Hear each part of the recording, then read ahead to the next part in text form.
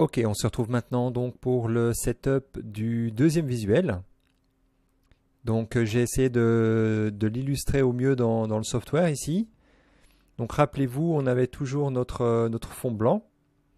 Alors dans le software, si je pousse le fond blanc à l'extérieur, il disparaît et on voit les deux points lumineux. Ce que je veux dire par là, c'est que vous pourriez tout à fait vous passer d'avoir un fond blanc. Si vous avez un mur blanc, en fait ce qu'on a besoin surtout, c'est d'avoir une surface réfléchissante. D'accord, sur lesquels on va faire partir nos deux têtes de flash, comme on le voit ici dans l'illustration. Donc nos deux têtes, en fait, je les ai teintées un petit peu bleutées, de façon à matérialiser cette source, le filtre qu'on a mis sur la source, en fait, sur les deux sources, sur les deux flashs, on avait notre CTB, donc le filtre de correction chromatique qui, en définitive, a bleuté notre image un petit peu, a donné des petites tonalités un peu bleues dans les ombres. Alors voilà, donc c'est ces deux sources-là qui pourraient être encore une fois tout à fait remplacées par deux Flash Cobra. Il n'y a pas de raison que ça ne soit pas le cas, puisqu'en fait la seule chose qu'on fait, c'est faire partir de la lumière de manière la plus diffuse possible sur un fond qui lui aussi va réfléchir la lumière à son tour. Donc par contre, en termes d'éloignement du fond sur lequel mon modèle était, j'étais très très proche. Vous voyez que là, j'étais vraiment au plus proche, d'accord, par rapport à lui. Et de manière tout à fait facultative, je vous avais parlé de ce softbox. On a vu plusieurs illustrations avec et sans, même si ici dans ma petite animation 3D, on se rend bien compte de l'incidence qu'a cette lumière sur la scène, mais bon, c'est plutôt pour la position et le schéma de la lumière qu'on illustre le plan dans ce software, et pas vraiment pour la véracité de l'exposition. On voit bien ici que dans la prévisualisation qu'il nous donne, on a une image qui est beaucoup plus éclairée par l'influence du softbox. Ce n'est pas du tout le cas. On sait très bien qu'on était sous X sur le softbox et qu'en fait, on était plutôt carrément inexistant en termes de puissance. On était 2 stops en dessous de notre puissance au flash. Alors, pour ce qui est de l'exposition à nouveau, tout dépendra du diaph que vous souhaitez. Si c'était à refaire, je ferais la même chose en fait, mais vous pourriez tout à fait décider de vouloir shooter à f8, f11, peu importe, f8,5, f11,5, 5, 6, pourquoi pas pleine ouverture de 8, c'est un petit peu en fonction du résultat que vous voulez. La simple chose que je dois vous donner ici, en fait, c'est la balance par rapport à la mesure, puisque la mesure, comme je vous l'ai expliqué, en aucun cas, en réalité, j'ai été la prendre. Donc, comme je l'ai expliqué, j'ai été prendre la mesure ici une fois, et puis j'ai uniquement cette source, donc celle-ci était éteinte.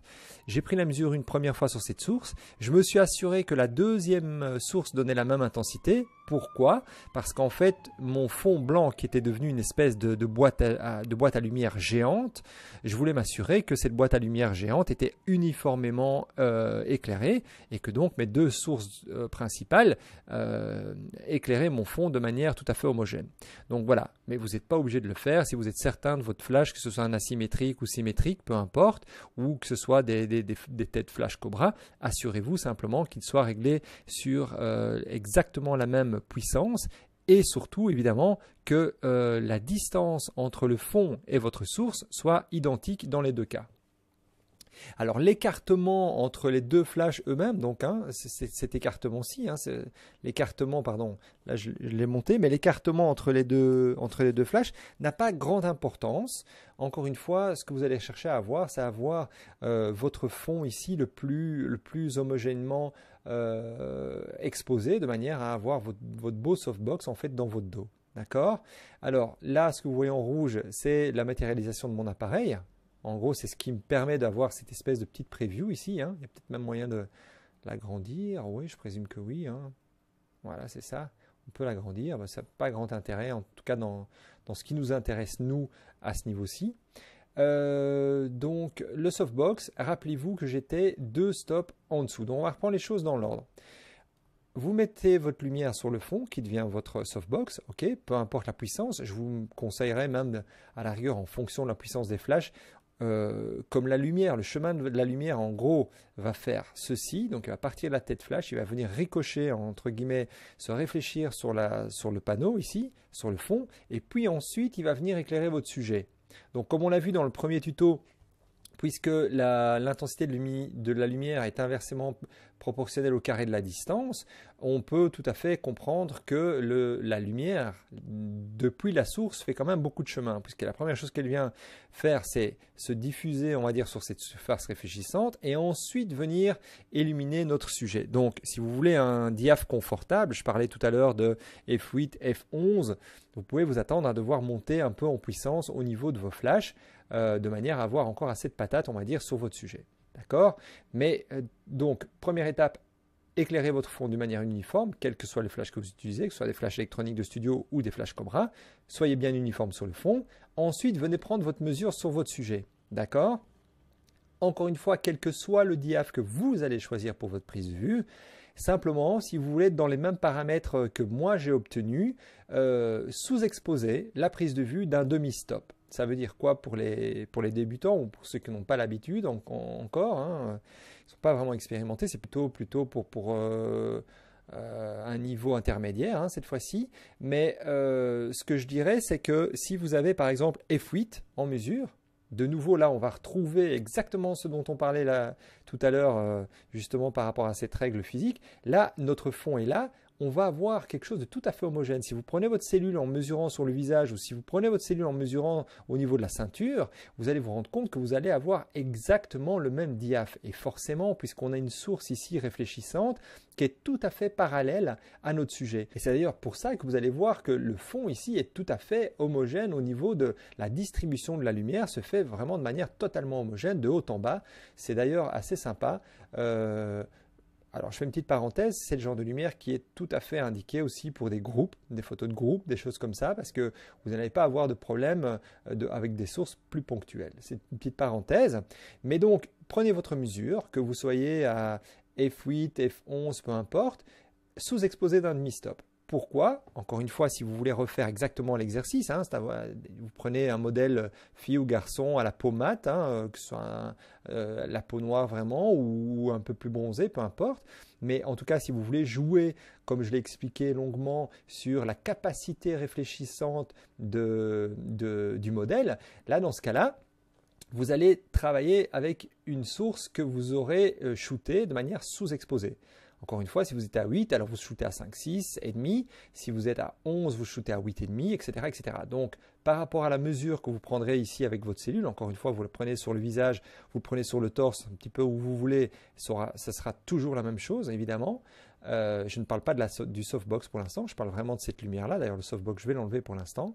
Donc, vous prenez votre mesure ici et vous sous-exposez à la prise de vue. Ce qui veut dire que la chose que vous allez faire, c'est que vous allez justement profiter entre guillemets d'avoir des hautes lumières qui sont absolument pas cramées. Donc vos hautes lumières vont être tout à fait neutres en fait, vont être étalonnées sur un gris puisque c'est ce que fait la cellule, elle ramène tout à un gris neutre en fait. Vous allez respecter complètement vos hautes lumières et c'est exactement ce que j'ai fait dans ma prise de vue. Je ne suis pas parti dans des hautes lumières blanchâtres qui allaient venir complètement brûler, solariser entre guillemets la peau. J'ai vraiment préservé toute la définition dans mes hautes lumières.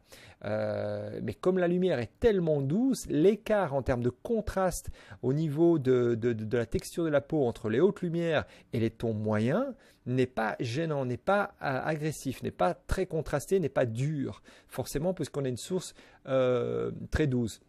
C'est tout l'intérêt de ce tuto à nouveau, c'est qu'on a exploré deux façons d'éclairer diamétralement opposées, mais qui devraient, à l'issue de ces deux exercices, vous donner une connaissance supplémentaire de la lumière. Et au fil des expériences comme celle-là, vous allez vous rendre compte que vous allez acquérir une espèce de compréhension de la lumière de manière totalement intuitive. Vous allez être capable d'être quelque part que ce soit dans un salon ou dans un studio, peu importe, devant une fenêtre, savoir tout de suite ou comprendre tout de suite ce que vous allez devoir apporter pour compenser, que ce soit une source artificielle ou un réflecteur. Vous allez commencer à avoir une espèce de compréhension intuitive de la lumière et c'est vraiment, vraiment significatif au bout de quelques temps de pratique quand vous avez commencé à comprendre, à tester la lumière dans différentes configurations, vous allez la sentir. C'est vraiment très significatif.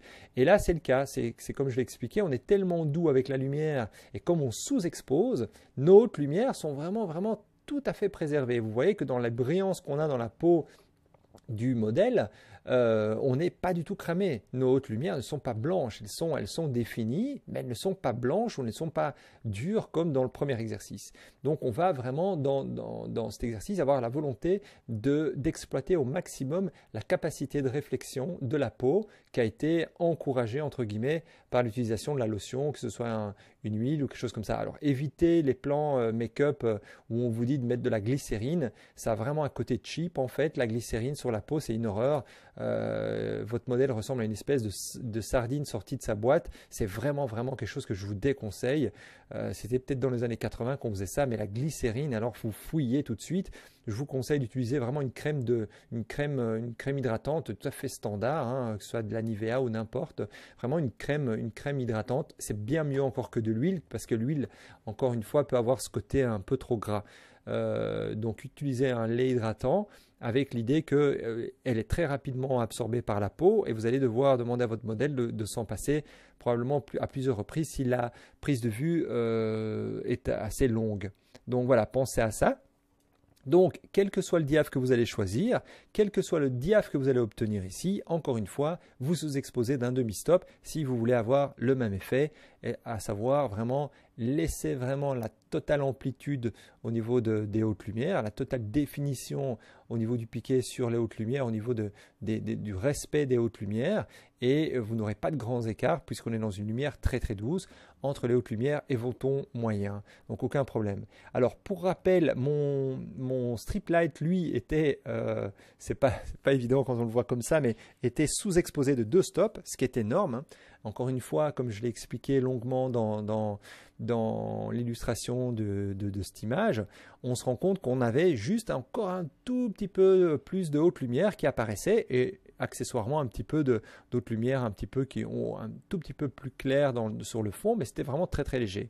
Forcément, même à 2 stops sous X, si vous shootez et que vous avez désolidarisé la synchronisation des 2 flashs à l'arrière, donc en gros, si vous êtes dans une configuration dans laquelle vous n'avez plus que votre softbox, même si vous êtes sous X de 2 stops, vous allez avoir l'information sur votre image, hein. 2 stops, ce n'est pas une image noire. Ok, donc 2 stops sous X, ce n'est pas une image noire. Donc là, dans ce cas-ci, si on reprend l'exemple d'une mesure à 8, ben dans ce cas-ci, votre softbox, il est à 5, 6, il est à 4. Ok, donc 2 stops, donc on passe de 8, 5, 6, 4. Donc quand vous allez prendre votre mesure avec votre cellule, assurez-vous que votre softbox, c'est un softbox ou un parapluie ou peu importe, hein, en tout cas une source supplémentaire si vous le voulez, parce que vous avez bien vu que ça pouvait fonctionner tout à fait sans, il n'y a aucun problème. Simplement que je l'avais là et je voulais illustrer. Alors je ne sais pas si vous l'avez vu dans le montage, mais j'avais ouvert le softbox, hein, en déchirant, en enlevant, pas déchirant, mais en enlevant la surface réfléchissante à l'avant, et à l'intérieur j'avais été mettre mon filtre bleu. J'avais été collé avec du gaffeur le filtre bleu aussi, donc pas un filtre bleu mais le CTB, exactement le même que j'avais mis sur mon fond. Et donc vous avez une sous-exposition de cette source là de 2 stops. Donc voilà, en résumé, vous êtes sur votre caméra, vous êtes sous-exposé de 2 stops par rapport à cette source et sous-exposé de un demi-stop par rapport à la lumière réfléchie par le fond. Voilà, j'espère avoir tout expliqué très clairement.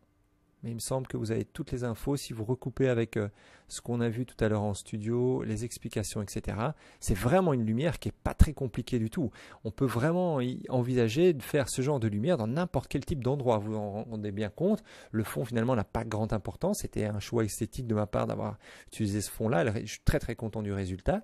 Mais vous avez compris que vous pourriez vous débrouiller avec 2 flashs Cobra ou 2 flashs sur gêné dans n'importe quel type d'endroit pour peu que vous ayez une belle surface réfléchissante. Voilà. Alors au niveau du montage, je ne sais pas si cette capsule à nouveau sera avant la retouche dans Lightroom ou après. Si elle est après la retouche, ça veut dire que le tuto touche à sa fin et je vous remercie encore une fois de l'avoir suivi. N'hésitez pas à me laisser un commentaire sur le site de tuto.com ou alors m'envoyer un email directement sur ma boîte email via mon site. Si vous avez moins de questions, je m'efforcerai comme d'habitude d'y répondre rapidement et en vous donnant un maximum de détails. Je vous remercie beaucoup pour votre fidélité, pour ceux qui suivent la plupart de mes tutos photos et bienvenue au nouveau. Je vous remercie beaucoup et à bientôt. Au revoir.